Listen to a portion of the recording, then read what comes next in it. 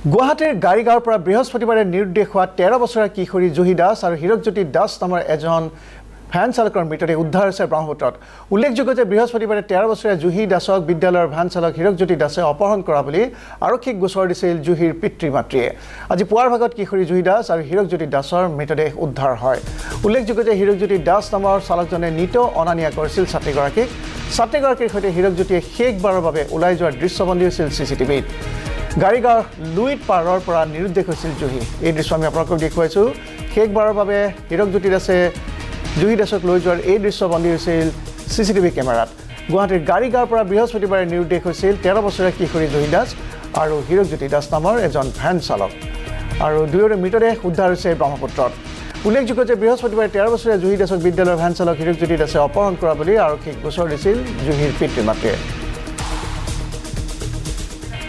আৰু এই বিষয়ে আমাক অধিক জনাব জ্যেষ্ঠ সাংবাদিক অভিলাষা বৰাই। অভিলাষা বৰা, কিমান সময়ত দুয়োগৰাকীৰ মৃতদেহ উদ্ধাৰ হৈছে আৰু আৰক্ষীৰ তদন্ত কেনে, সবিশেষ আপোনাৰ পৰা জানিব বিচাৰিছোঁ।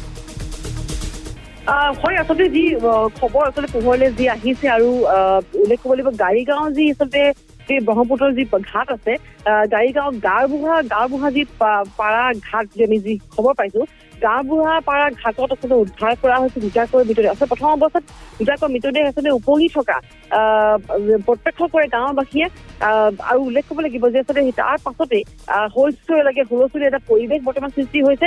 আৰু এটা কথা উল্লেখ কৰিব লাগিব যে কিছুদিন পূৰ্বে, অৰ্থাৎ দুদিনৰ পূৰ্বে বুলি ক'ব লাগিব, গাড়ীগাঁৱতে এটা কেছ, এটা ঘটনা, এটা কিডনেপিং অপহৰণৰ এটা আচলতে গোচৰ ৰুজু কৰা হৈছিল।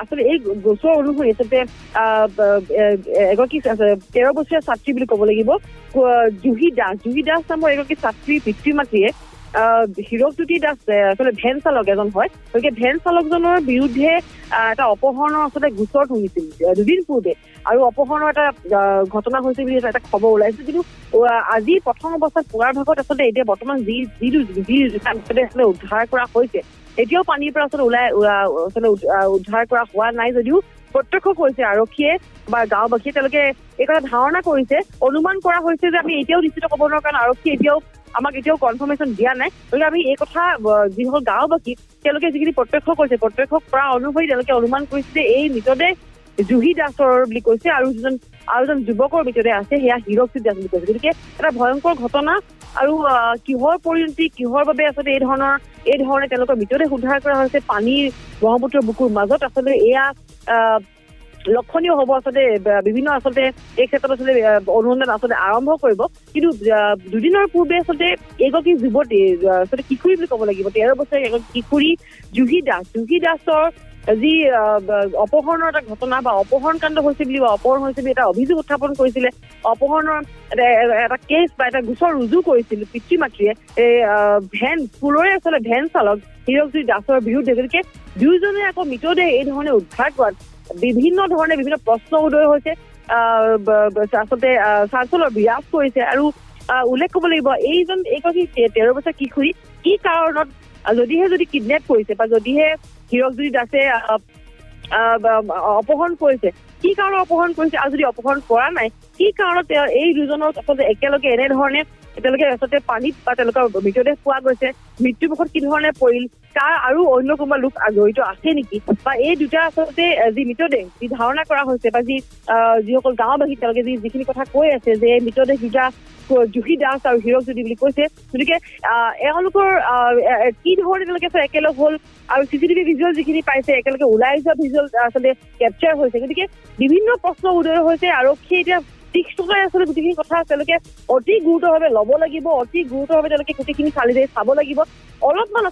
অলপ কিছু যদি হেমাহি কৰে এই ক্ষেত্ৰত, তেতিয়াহ'লে কিন্তু ভয়ংকৰ আচলতে হ'ব, ভয়ংকৰ আচলতে ইয়াৰ পৰিণতি হ'ব। কাৰণ এগৰাকী কিশোৰীৰ কথা আছে, 13 বছৰীয়া কিশোৰী। গতিকে এই কিশোৰীগৰাকী কাৰ পাল্লাত পৰি বা কোনে মতিভ্ৰম কৰিছে, কি কাৰণত, কি ধৰণে ওলাই আহিলে হীৰকজ্যোতি দাসৰ লগত, সেই ডাঙৰ প্ৰশ্ন।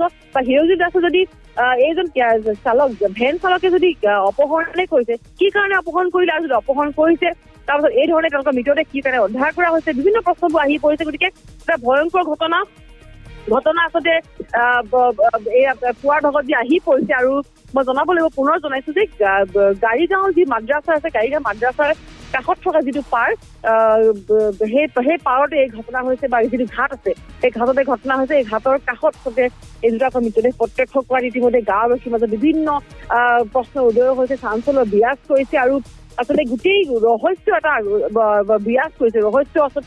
ৰহস্যই ভৰি পৰিছে, কাৰণ দুদিন পূৰ্বে এটা অপহৰণৰ আচলতে ঘটনা বা এটা অপহৰণৰ গোচৰ তুলিছিলে 13 বছৰীয়া কিশোৰী জুহি দাসৰ পিতৃ মাতৃয়ে। আৰু তাৰ পাছত এনেধৰণে এই যে মৃতদেহ আচলতে ধাৰণা কৰা হৈছে মৃতদেহটো আচলতে জুহি দাসৰ বুলি। গতিকে জুহি দাসৰ মৃতদেহ উদ্ধাৰ কৰা হৈছে। গতিকে যি অনুমান কৰা হৈছে, গতিকে আমি আৰক্ষী চূড়ান্ত তেওঁলোকৰ যিখিনি ক'বলগীয়া আছে বা আৰক্ষীয়ে নোপোৱালৈকে আমি এতিয়াও কনফাৰ্ম ক'বলৈ বিচৰা নাই, যদিও যিখিনি অভিযোগ উত্থাপন যিখিনি কথা কৈ আছে, যিখিনি ৰাইজৰ যিখিনি কথা অভিযোগ উত্থাপন কৰি আছে যে এই মৃতদেহ জুহি আৰু হীৰকজ্যোতি বুলি আমাক জনাইছে, যি কৈ আছে। গতিকে সেই কথা অনুমান যি কৰিছে বা দেখিবলৈ যি পাইছে সেয়া জুহি আৰু হীৰকজ্যোতিৰ মৃতদেহ বুলি জনাইছে। কিন্তু আৰক্ষীয়ে এতিয়া গোটেইখিনি বস্তু তেওঁলোকে চাব বা পানীৰ পৰা উদ্ধাৰ বৰ্তমান চলি আছে, উদ্ধাৰ কৰিবলৈ চেষ্টা চলাই আছে। গতিকে পানী যদি মাজত আছে উপঙি আছে, গতিকে যাব লাগিব। গতিকে সেই ধৰণে উল্লেখ কৰিব লাগিব যে আচলতে এই ঘটনা খুবেই চাঞ্চল্য যি আছে, ইয়াৰ আঁৰৰ যিখিনি কাহিনী বা ইয়াৰ আঁৰৰ যিটো আচলতে ৰহস্য এতিয়াও লুকাই আছে। গতিকে গোটেই ৰহস্য আৱৰত আছে গোটেই ঘটনা। আৰু দুটাকৈ আচলতে প্ৰথম অৱস্থাত আচলতে সকলোৱে আচলতে আচৰিত খাইছিল যে দুটাকৈ বডি বা দুটাকৈ মৃতদেহ কাৰ মৃতদেহ আচলতে এই ধৰণে আচলতে ঘাটৰ পাৰত আচলতে দেখিবলৈ পোৱা গৈছে। কিন্তু অন্যহাতে দুই এজন যি পৰিচিত গাঁৱৰে লোক তেওঁলোকে যেতিয়া আহি পায় বা ঘটনাস্থলী উপস্থিত হোৱাৰ লগে লগে মৃতদেহ দুটাই প্ৰত্যক্ষ কৰাত জুহি দাসৰ মৃতদেহ বুলি যেতিয়া উল্লেখ কৰে, তেতিয়া আচলতে দুদিনৰ পূৰ্বৰ যি ধন্যবাদ জনাইছো অভিলাষা বৰা।